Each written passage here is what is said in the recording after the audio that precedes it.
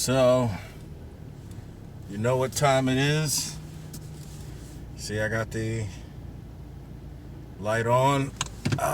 It's actually cold as hell, so you see me in my winter gear. Even though it's not much of a winter gear, it's a tank top and a jacket. But man, what a workout. What a workout. Oh, what a workout. Feeling all of it. Today, this doesn't really have to do with working out so much so. It's more just like a character thing. And my bottom line for today is figure out who you are and do that. Figure out who you are and be who you are. It seems simple enough to say, but I feel like I've went through so many different cycles of denying who I was, focusing on things that I felt like would give me attention, other people would approve of, really just looking for the glory, looking for, the shine, really for, I don't, honestly, I think a lot of humans, especially in today's time, look for that. We're just trying, we want to get the shine. We all want to be famous. We all want to be known for something. We all want to be appreciated on a global level, or even really. We all want to be as big as we could possibly be. And I get that. But the important thing is, when you're doing things, I'm out of breath because my back hurts. I've been targeting the back, my lower back, because I had an injury in 2015. And so it's just a tender spot, man. And it's hurt. I stretched it, so it should be kind of getting better here a little bit. But I feel like I lost myself a lot, chasing, trying to be a hip-hop artist, chasing, trying to be famous, chasing, trying to be world-renowned, to be recognized, to be admired by peers and admired by strangers. And it's not worth it. I went through hell, I think, just from doing that. Just from consistently, you know what, I'm gonna feed into this cheap idea of a dream. And I definitely did that. I did that a whole lot. I spent so much time doing that I think time that could have been used really finding myself, I spent it trying to be what I thought people wanted from me. And so even though I've been bored, I think, for a few years making music, making rap at least. I have fun when I start making other shit, but I've been so bored with it. But I kept just doing it because I go, this is my identity. People know me as this. Or I look at past accolades and went, I accomplished this because I was Hali. And I think the funny thing is, even though I'm only 26, I almost forgot how old I was. I'm only 26. I feel like I'm having that same kind of existential crisis that Jim Carrey, and I wouldn't even call it a crisis, existential awakening that Jim Carrey has had, where he goes, I'm not Jim Carrey. Why do I have to be this character? Or even you see it with Will Smith. The character Will Smith would never say fuck on air. And I remember him saying fuck on Rap Radar on Tidal, and it was so funny because guys was like, man, you scare me, man. This is not the Will Smith we know. You're scaring me. And I've broken free from that. I go, you know what? Some people, the urge to go to certain things that I personally never really wanted to go to, but I would go anyway because that's supposedly the thing to do.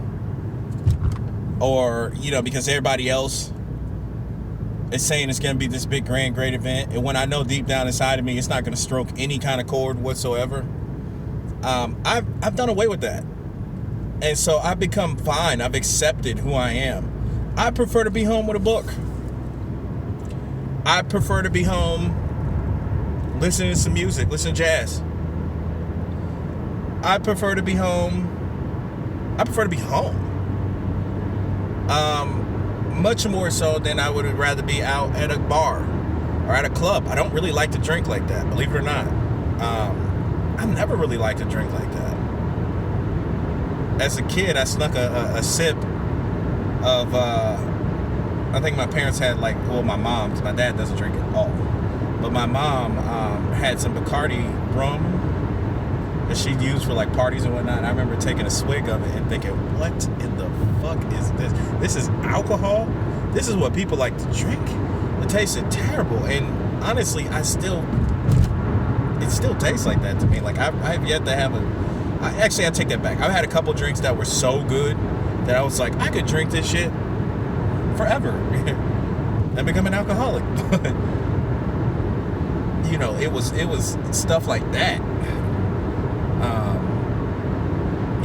Those are outliers. Overall, I really don't like the taste of alcohol. Overall, the taste of beer isn't bad, but it isn't my favorite thing. My weakness is always juice.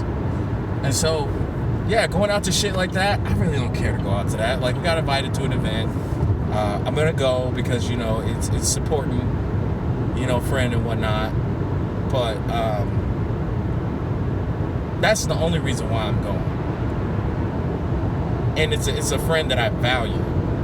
If it was one of the ones that's kind of down the road, where it was we were better friends back in the day than we are now, and we're just kind of hanging on because old time's sake, no, I'm not coming. And it's not a dish to you. It's just I would much rather be at home. I've come to terms with, okay, everybody else is worried about, what's going on pop culture wise or politics. I'm not really listening to that. I really don't care about that shit. I like watching debates. I like watching, people share their ideas and people expound on ideas and debate ideas. So, hey, my YouTube channel, I'm watching debates. I'm watching lectures. I'm watching TED Talks. I'm watching inspirational stories. I'm watching preachers giving awesome sermons. And I'm okay with that. And I think, now out of any time in history is the perfect time, it's funny because that comes with a double-edged sword, but it's a perfect time to really embrace who you are and be okay with that. I think, now this is where I say it's a double-edged sword, because when you are in this perhaps archetype that I'm in, where it's I'm a recluse, man. I at the bottom of the day, end of the day, I really, I'm a recluse. 9 times out of 10, the answer to your question when you say, do you wanna? It's no. Tom Segura said, no. No to the rest of your sentence. As he said it. And I laughed so hard when he made that joke because it's so fucking true. And I'm okay with that. I've become okay with that. I used to fight with it. I used to feel like it was a bad thing. But as I used to say in high school, right? Once I graduated high school, I remember there were nights where we spent burning gas, hopping from party to party. Or we get to a place that's supposed to be a party and it was shut down. Or, we're like, let's go here. Or, these girls are like, hey, come over. We try to go over there, and we were in high schools, and, so you're up to the whim of your parents, and parents are like, fuck that. Such and such ain't going nowhere.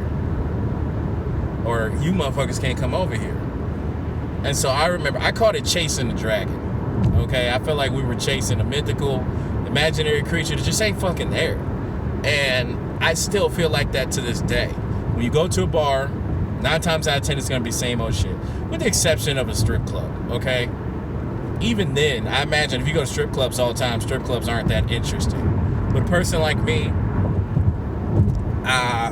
yeah, maybe not so much. It had to be like a strip club of just like the baddest strippers I've ever seen in my fucking life, and they're all just like, I'll do anything you want for $1. Then I might be a little interested. I think any guy would, but even strip clubs get boring. And I'm not a person. I've only been actually three. Been at 3 in my lifetime, and I didn't enjoy any time. Oftentimes because I go in there, and times I went in there, the older chick who's like should be on the brink of retirement, like she's still hot, but she's definitely like my mom's age or close. She's the one that like always comes over to me. I don't know if it's the beard or the way that I act. She's the one that comes over me. My friends, they get the young, hot, perky tit 19-year-old chick who, who's hot as all get out. But I get the MILF. So, and I'm on a tangent, but that's just the shit. Like I don't like going to them. So I don't like the idea too. Like they're only being nice to me for money. Like I seen a guy who didn't have legs. He had legs, but he had like those really like small shrunken legs where they were like baby legs, and he was an adult. But this dude had like probably like $500, $600 at once, and this nigga had all the baddest chicks in the strip club all over him. And for me, I just sat there in that register, and I'm like, if that dude was out on the street right now trying to holler at women, he would get curved so hard. They would pour drinks on his wheelchair. It would be a bad ordeal. And I'm not making light of his situation and his physical disability, but let's be honest, like, he's not going to be the man on the block unless he's rich as fuck. Then you get whoever you want. But that's why I've never really liked them, because they're just nice to you because you have money. And I get that. Like, that's their job. That's what they do. I respect their hustle. Strippers are hot, so, I don't have any problem with them, They're hot, so, okay, cool. But, yeah, just for me, I'm like, you're really nice to me because I'm giving you money, and I don't like relationships like that.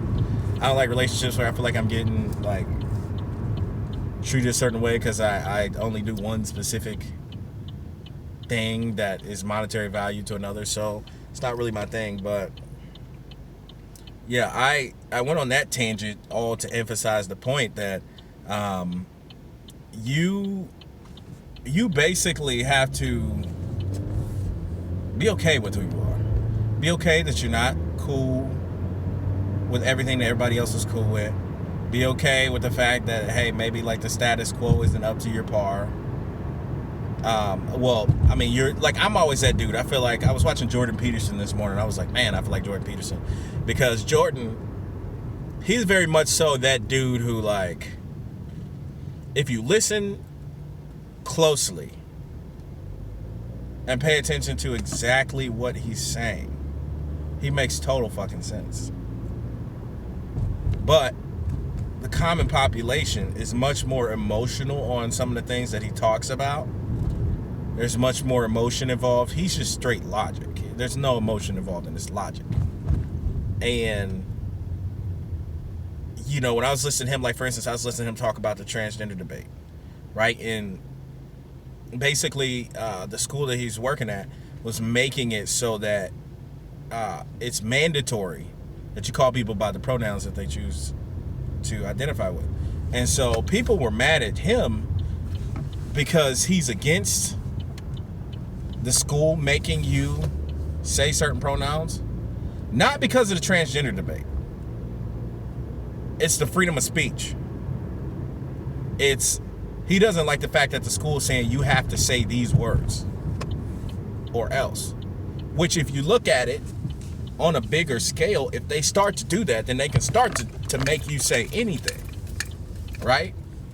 And so the standpoint that he comes from is like, he doesn't want to open those floodgates. We all know it's not a big deal to just change a couple pronouns and call, if this gentleman here, who I can look at visibly and go, this guy's a guy, but he wants to be called a girl. Okay, it's not that big of a change to change those pronouns. That definitely is a personal thing, but his standpoint was all strictly about the freedom of speech, because that is you're in risky territory when you start to be able to like create rules that say you have to say this. And so, you know, with him arguing that point, it's just amazing how many people were just like pissed off at him because they're just like, he's anti-transgender. I'm like, no, that doesn't sound anti-transgender. That sounds anti-establishment. Like no, you can't tell me what words to say. And so even now, I bet you know, somebody listen to this, they'll be like, oh, he's anti-transgender. No, I'm not. That's not the case at all.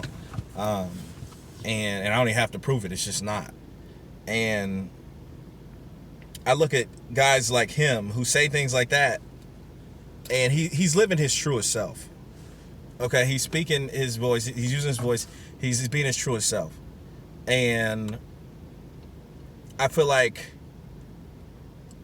I'm one of those guys who will examine a situation, speak to the detail that I'm truly interested in, and folks will miss that point. And just as Jordan Peterson has to be okay with who he is, I have to be okay with who I am. And Jordan Peterson's not my hero. I'm not saying like, oh, I looked up to him. I watched a couple interviews from him. But enough to know that I like him. I know that there's things I disagree with, but that doesn't mean he's a fucking piece of shit. Like, you know, I think we live in a time where it's not really normal to disagree with somebody and still think they're a good person. Because nowadays you disagree and they're like, fuck him, and it's over. Like, you know, he's a piece of shit. He likes this, you know, or he's against gay marriage. Fuck him. But like, everything else about him is all right. He just doesn't believe, you know, in gay marriage. And I think there's people I like who are on a political side that I wouldn't agree with. But aside from their political beliefs, I like them. There are, you know, people who live certain lifestyle and do certain things that I don't agree with. I still like them. There's a lady, I don't agree with doing heroin. There was a lady who did heroin and lived in the stoop across the street from me in Chicago. Well, in the doorway of a restaurant. I fed her all the time. I see her, I give her a hug all the time. Why? Because I was being my truest self. That's what my truest self wanted to do. Free of judgment in the sense that, okay, so what? So what? She does something I highly agree with. I don't agree with heroin at all. I have 2 people who are close to me die of heroin. I don't believe in heroin at all. But, you know, I still like them. It's me being my true self. So in this tangent, the moral of the story is, find out who you are. Once you figure that out, be yourself. Keep being yourself. And don't steer away from it. Don't let anybody else change who you are. You are who you are. Be okay with that. And that's the bottom line.